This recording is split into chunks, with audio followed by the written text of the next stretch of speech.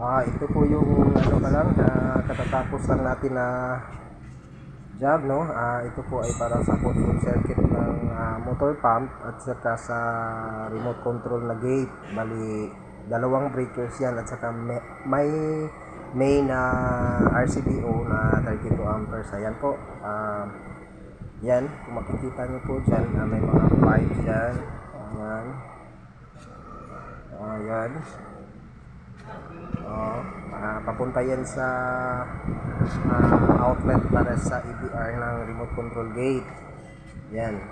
Yung kulay green ng wire, para yan sa, bali 5 wires yan, papunta sa kabilang side ng gate para sa kanyang control. Yan.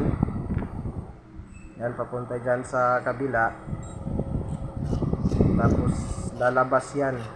Lalabas yan dyan.